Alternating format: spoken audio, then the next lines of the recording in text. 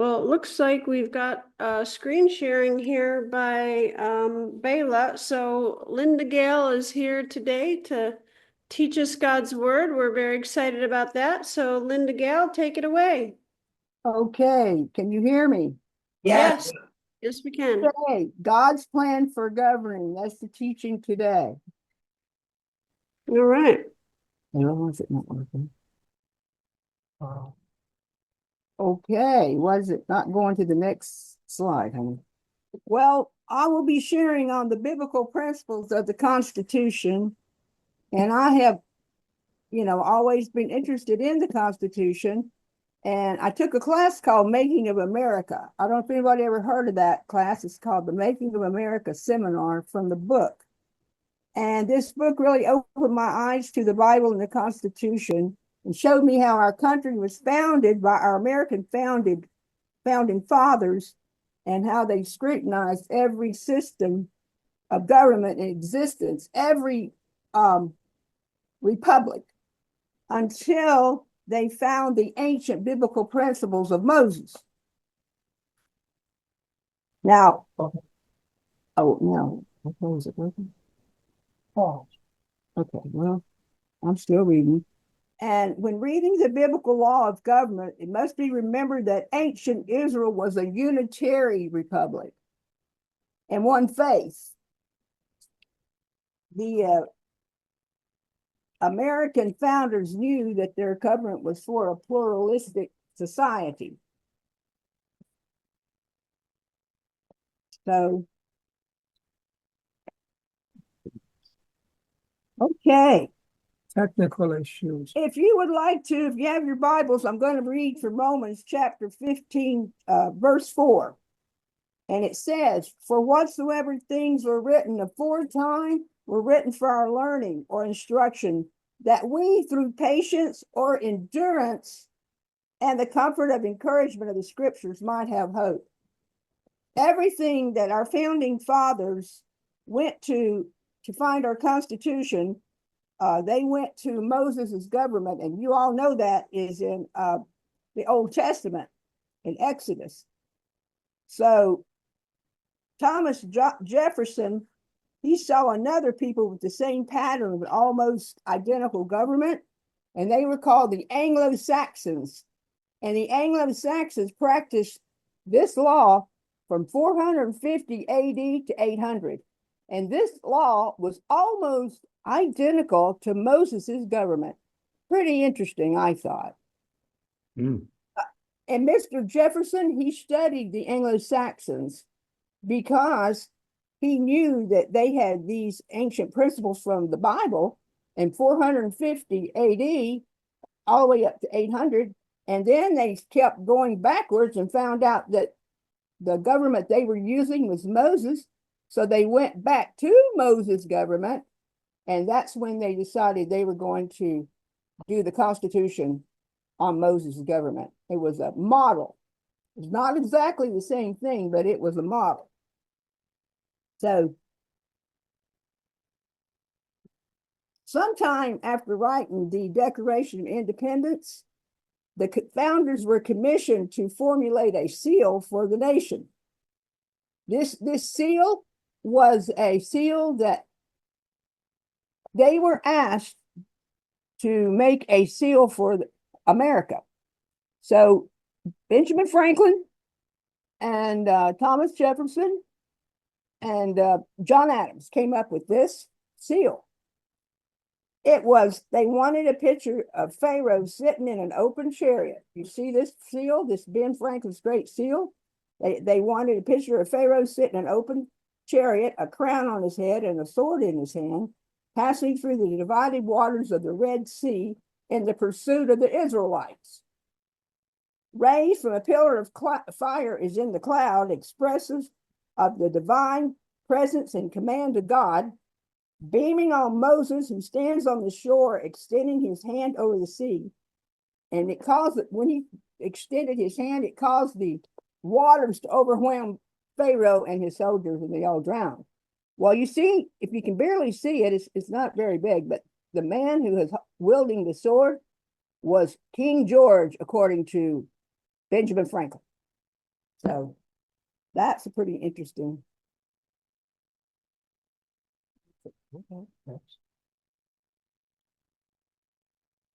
So the founding fathers wanted both of these ancient peoples on the seal. He wanted this seal and the seal that was with the Moses and the Pharaoh's army, and then the seal would say rebellion to tyrants is obedience to God. That was Benjamin Franklin's motto. So, but now Thomas Jefferson wanted on the other side, the one of Hengist and Horsa, this one right here on the other side, the Anglo-Saxon common law gardens of freedom, because he's the one that he went and studied all these people. And he says that their government was 90%, exactly, almost 90% of Moses' government. So, in Deuteronomy chapter 7, verse 8, our founding fathers were looking for freedom from King George. So they found this verse. But because the Lord loved you, and because he would keep the oath which he had sworn unto your fathers, hath the Lord brought you out with a mighty hand, and redeemed you out of the house of the bondman from the hand of Pharaoh, king of Egypt. If you read the scriptures, you'll know in 1 Samuel that Samuel was the last judge. I believe it was around 450 years that Moses' government lasted. And they were considered the judges. And the last judge was Samuel. And when the people wanted the people wanted a king, God did not want to give them a king. He never wanted a king for his people. So, and this chapter, Leviticus chapter 25, and ye shall hallow the 50th year and proclaim liberty throughout all the land unto all the inhabitants thereof. This is on the Liberty Bell. This is one of my favorite verses, proclaim liberty.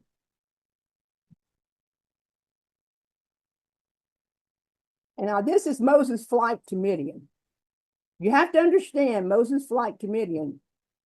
When he was in Egypt, he was around 40 years old, he killed an Egyptian. So he had to flee because they were going to kill him. So he went and he walked, according to some people, almost 300 to 400 miles on foot, and he went to Midian. And when he went to Midian, he found his wife, Zipporah. And so in Genesis 25, 1, 2, and 4, you're going to understand why he flew, however you want to say it, to Midian. And then again, Abraham took a wife, and her name was Keturah, and she bare him Zimron, and Jokshan, Median, and Ishbak, and Shua. And the sons of Midian were Ephah, Hanok, Abida, and Eldah. All these were the children of Keturah. This was Abraham's second wife. After Sarah had died, he married Keturah. And Midian is very important. We will continue to read this.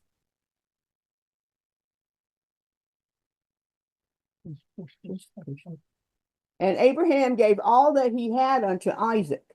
Genesis 25, 5 through 6. But unto the sons of the concubines which Abraham had, Abraham gave gifts and sent them away from Isaac his son while he yet lived eastward unto the east country. So if you go back and you look at that, I'm not going to go back there, but if you go back to the map, you will see that Moses went eastward. And I believe that God had prepared the Midianites there so that Moses could come there and that Moses could have refuge. And also he lived there 40 years and he married the Zipporah, his wife, and his father was Jethro, and he was a priest, her father-in-law. Now to Abraham, Galatians 3:16, now to Abraham and his seed were the promises made. He saith not, and to seeds as of many, but as one, and to thy seed, which is Christ. We only have one seed, which is Christ. And that was by way of Isaac. Now, Exodus 18, remember that Moses took the children of Israel out of Egypt and they went to the Red Sea, and Moses put his rod over the water, and the water parted, the Red Sea parted, and they went over to the other side away from the Egyptians, and they were safe on the other side. They had the pillar of fire and they had the cloud in the daytime and pillar of fire at night. But Jethro has heard about Moses freeing the people from Egypt, so he's bringing his daughter, and two grandsons. When Jethro, the priest of Midian, Moses' father-in-law, heard of all that God had done for Moses, parting the Red Sea and them getting on the other side, and for Israel, his people, and that the Lord had brought Israel out of Egypt, then Jethro, Moses' father-in-law, took Zipporah, Moses' wife, after he had sent her back. Moses had sent her back, so she was with her two sons. And Moses went out to meet his father-in-law and did obeisance, bowing down in homage, and kissed him and asked each of their welfare, and they came into the tent. And Moses told his father-in-law all the Lord had done to Pharaoh, drowning in the water the Pharaoh army, and the Egyptians for Israel's sake, and all the travail, the hardships that had come upon them by the way, and how the Lord had delivered them. That's Exodus 18:9. And Jethro rejoiced for all the goodness which the Lord had done to Israel, whom he had delivered out of the hand of the Egyptians. And Jethro said, Blessed be the Lord, who hath delivered you out of the hand of the Egyptians, and out of the hand of Pharaoh, who hath delivered the people, Israel, from under the hand of the Egyptians. He was really rejoicing. Now I know that the Lord is greater than all gods, for in this thing therein they dealt proudly. He was above them. Amplified Bible reads, yes, in the very thing in which they dealt proudly, arrogantly, for he, God, showed himself infinitely superior to all their gods. Jethro has attributed to God goodness and blessings and magnification. Exodus 18:12. And Jethro, Moses' father-in-law, took a burnt offering and sacrifices to offer to God. Jethro was a very godly priest who was sent by God to help Moses. We got to remember that. Jethro was a godly priest who was sent by God to help Moses. And Aaron came and all the elders of Israel to eat bread with the salt covenant with Moses' father-in-law before or in the presence of God. And it came to pass on the morrow, on the next day, that Moses sat to judge the people. And the people stood by Moses from the morning to the evening. Now, all these people that were from morning into evening, there were about 2.5 million people. So were all those that were numbered of the children of Israel by the house of their fathers from 20 years old and upward, and all that were able to go forth to war in Israel. Even all that they were numbered were 603,350. These are the men that were going to go into the promised land, the warriors. And when Moses' father-in-law saw all that he did to the people, he said to Moses, what is this that you are doing to the people? Why sittest thou thyself alone, and all the people stand by you, around you from morning unto the evening? His father-in-law was concerned about Moses. And Moses said unto his father-in-law, Jethro, because the people come unto me to inquire of God, to seek God's will. When they have a matter or dispute, they come unto me, and I judge between one another, a man and his neighbor. And I do make them know the statutes of God and his laws. And Moses' father-in-law said unto him, the thing that thou doest is not good. I think that's really a good friend that tells you when you're doing something that is not good. And I believe he was a good friend to Moses. Thou or you will surely wear away, both you and this people that are with you, for this thing is too heavy for you. Thou art not, Moses, able to perform it by thyself alone. You are not able to perform it all by yourself. Now, this is Jethro. Hearken, listen now unto my voice. I will give you counsel, and God shall be with you. I say, what a great virtuous man of God Jethro was. Be thou for the people Godward, that thou mayest bring the causes unto God. Amplified Bible says, you shall represent the people before God, bringing their cases and causes to him. And you shall teach them the statutes and the laws, and show them the way in which they must walk and the work that they must do.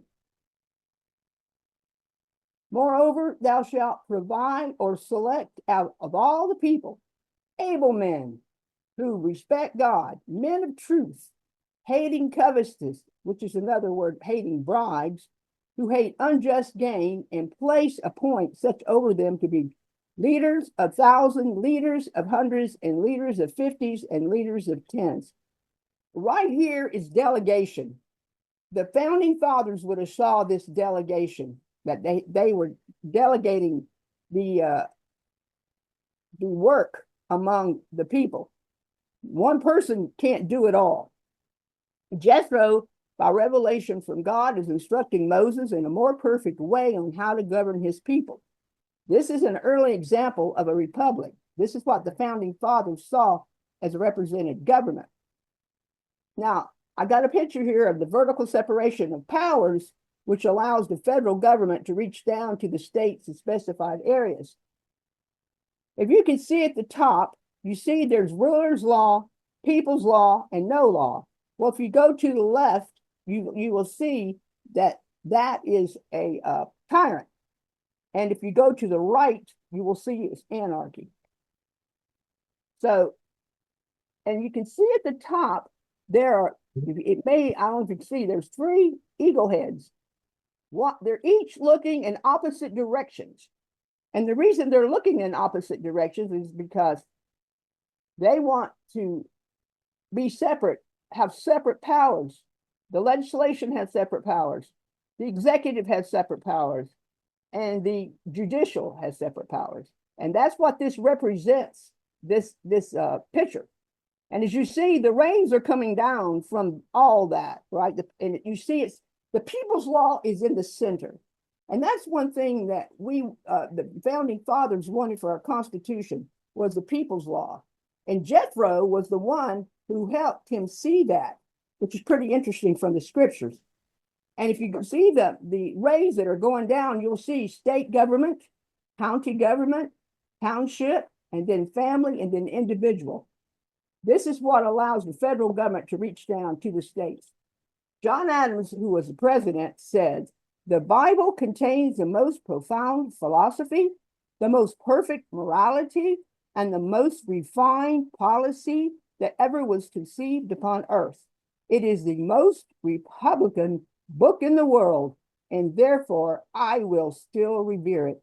Our founding fathers were Christians. Our founding fathers loved the Bible. And our founding fathers wanted us to continue to keep the Bible as our moral standard. Benjamin Rush, I have always considered Christianity as the strong ground of republicanism. Noah Webster, our citizens should early understand that the genuine source of correct Republican principles is the Bible. A Republican form of government, the United States shall guarantee to every state in this union a Republican form of government. This is found in the United States Constitution, Article 4, Section 4. I want you to know the word democracy is never found in the Constitution. Anybody ever talk to you about democracy? It's never found there. And I know that James Madison, Thomas Jefferson, Benjamin Franklin never wanted a democracy. Exodus 18:22, and let them judge the people at all seasons and times. And it shall be that every great matter they shall bring to you, but every small matter they shall judge. So it will be easier for yourself, you, Moses, and they, the people that are helping you, shall bear the burden with you. In Exodus 18:23, if thou shalt do this thing, and God command thee so, then thou shalt be able to endure, and all this people shall go to their place in peace. This is another thing that the founding fathers wanted for our country, was peace. And here is a good way to find peace. So Moses hearkened to the voice of his father-in-law, and did all that he had said. Praise God. I would say he was very obedient to Jethro, and Jethro was one. God sent Jethro to Moses, and Moses chose able men out of all Israel and made them heads over the people, leaders of thousands, leaders of hundreds, leaders of fifties, and rulers of tens, leaders of tens.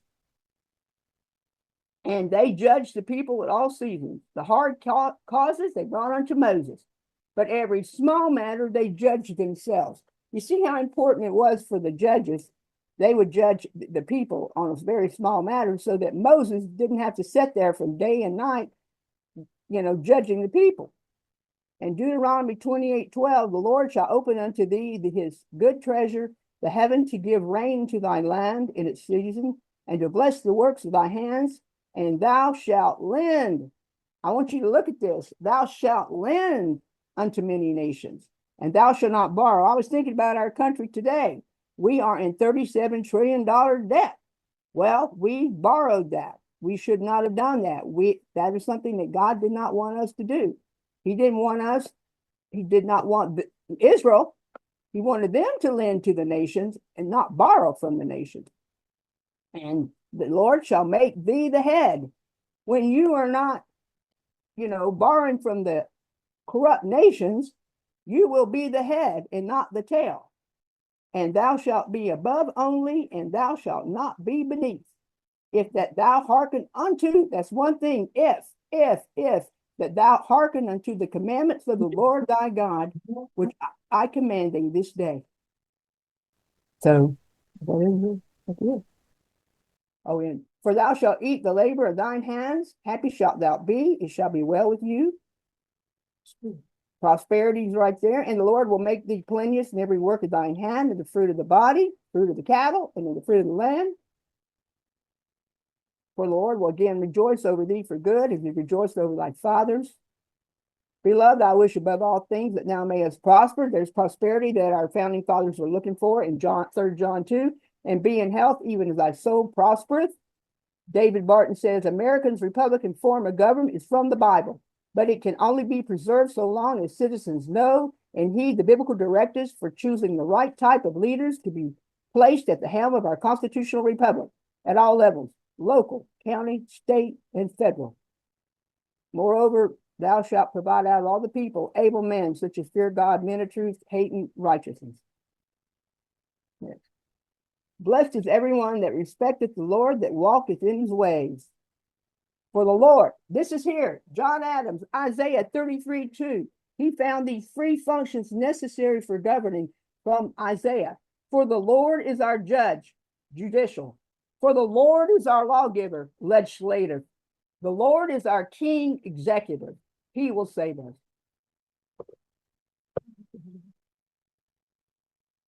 Samuel Adams said, in all good governments, the legislative, the executive, and the judiciary powers are confined within the limits of their respective departments.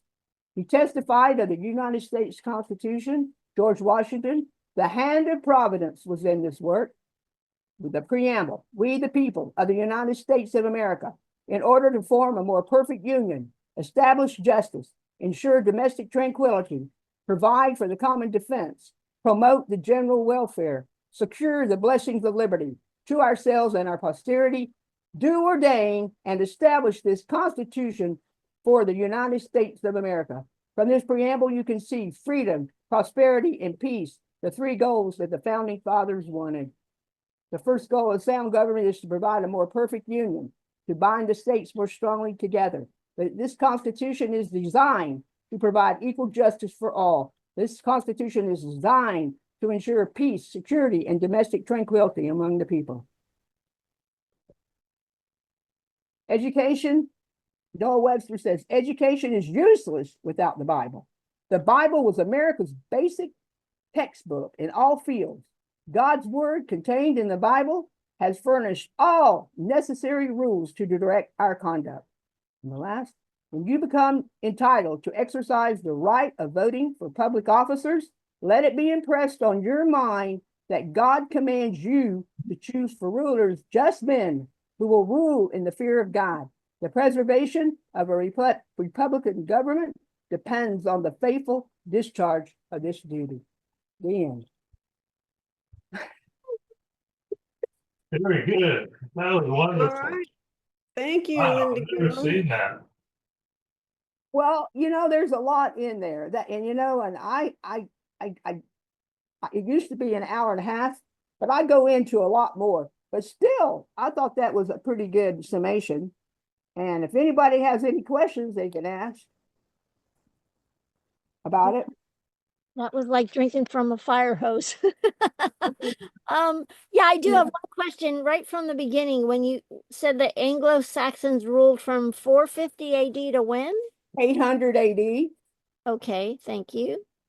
and that was about what, almost 400 years. I'm not exactly sure how many, but that was a long time for that government to last.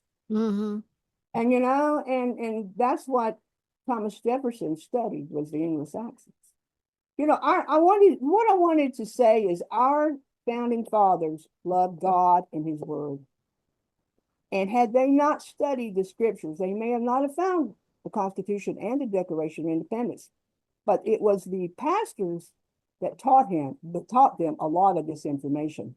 Because John Adams was asked, how did you know to start the revolution? He said, well, I heard it from my pastor in church. And George Whitefield was there. I mean, there's a lot of really good pastors that taught them. I mean, Benjamin Franklin and George Whitefield, Pastor George Whitefield, were really good friends. And he literally had the printing press, and he printed 2,000 sermons from that man. So, and he was a celebrity. People would come to hear him for miles and miles because he had such a good oratory voice that they would run to see George Whitefield. And then George Whitefield would always talk about liberty and freedom and peace and prosperity. So if you want to look up George Whitefield, that man was fantastic, and he was a genius, I think. I mean, he was brilliant. And he loved God and he loved his word.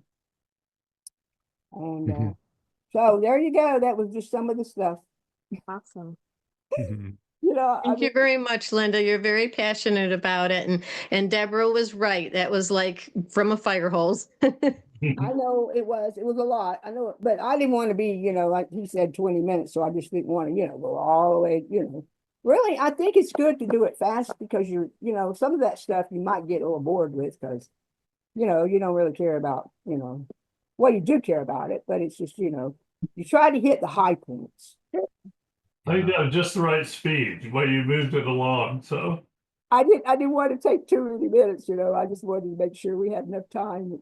I think you did great. And something that you covered, Linda, is I just read a booklet called The Leader Manager, and he utilized that passage about Moses needing to disperse among the people, how his father-in-law had told him, this isn't good, you're going to wear yourself out, you need to disperse, find good men. So as soon as you started reading that, it reminded me of that booklet that I read and how important it is to be willing to look out and help, utilize other strengths and to help carry on the work of God, because different people can do different things so well. And so when you were sharing that, it was just really wonderful because we need that in everything pretty much, because God is always looking for businesses and churches and ministries and whatever to carry out his vision, which is always much greater than ours.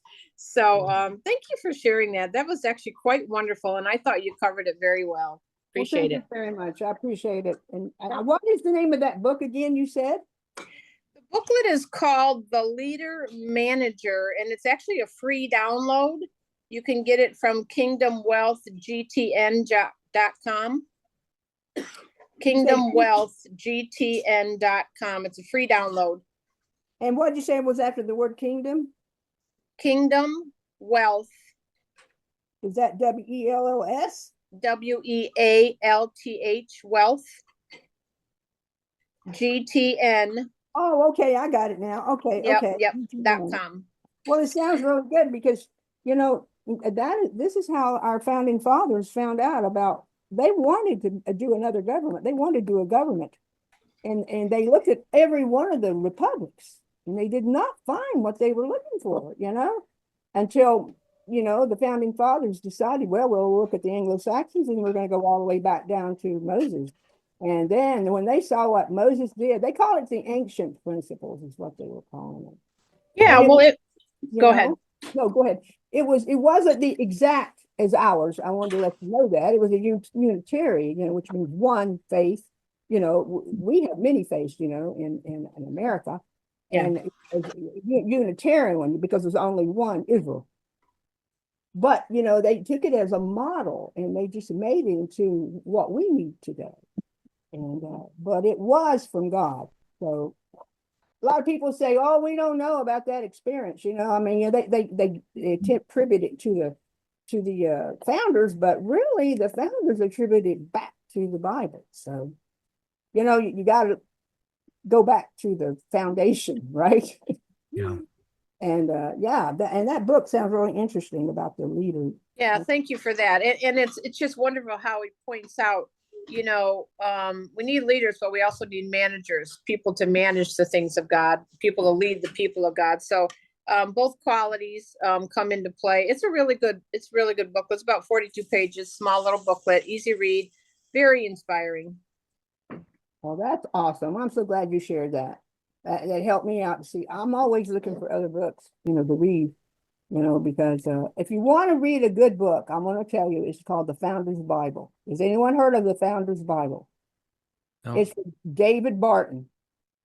It is a Bible that is also a history of the Bible and history of America, And I have heard of that, but I haven't seen it.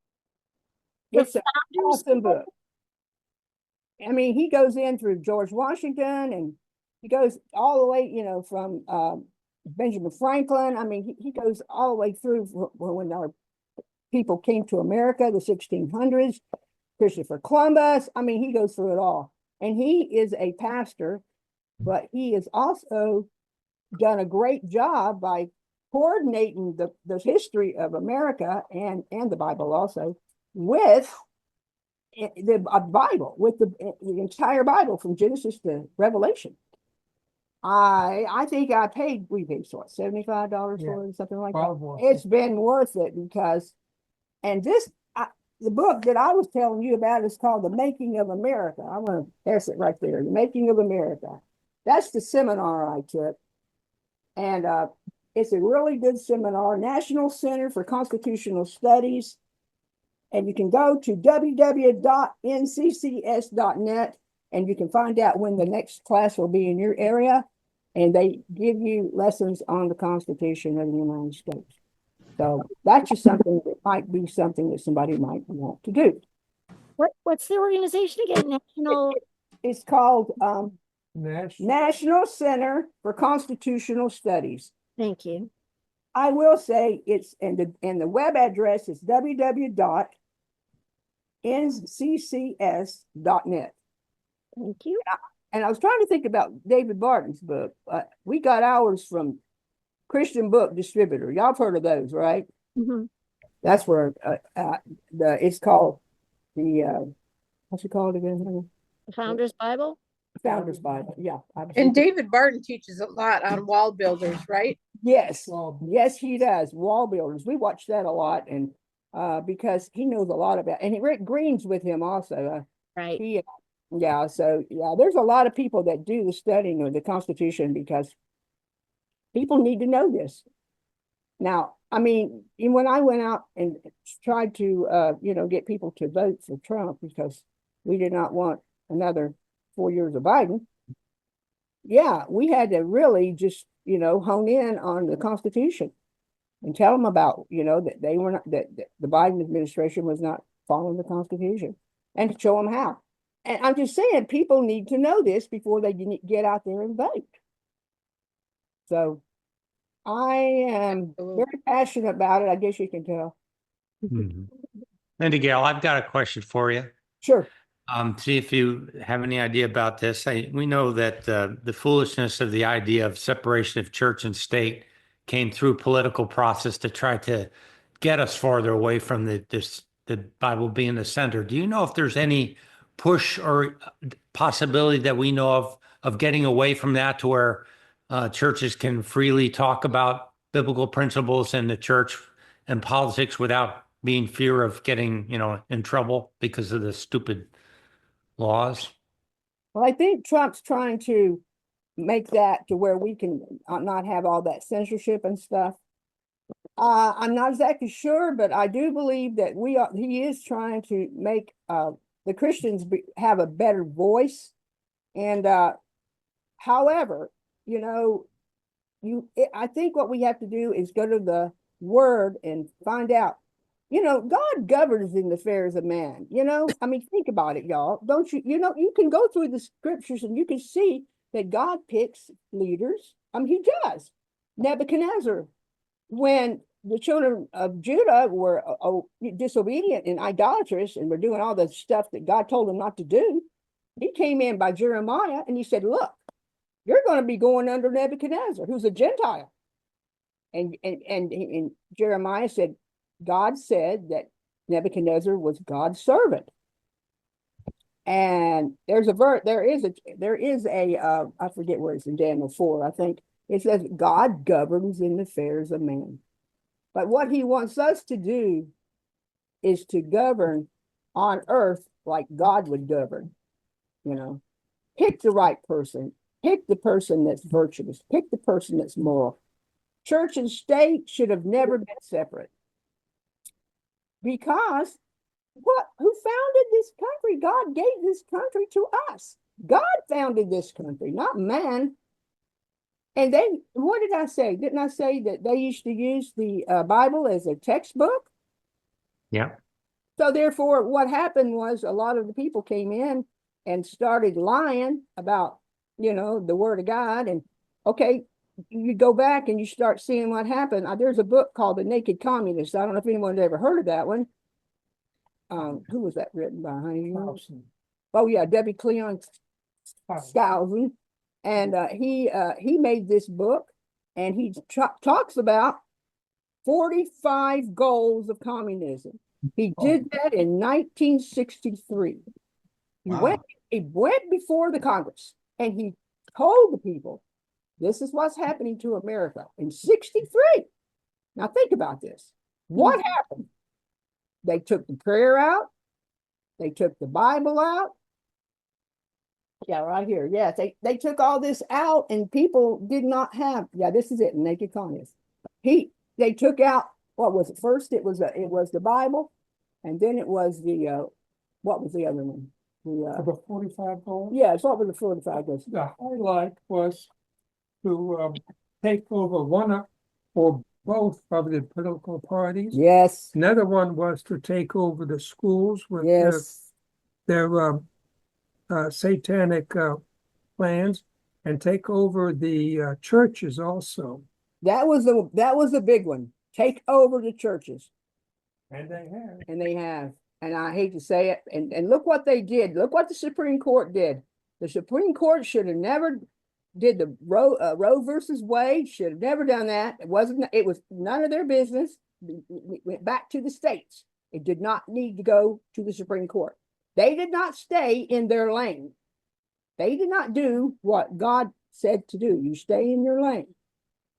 And so therefore our country became weaker and weaker and weaker.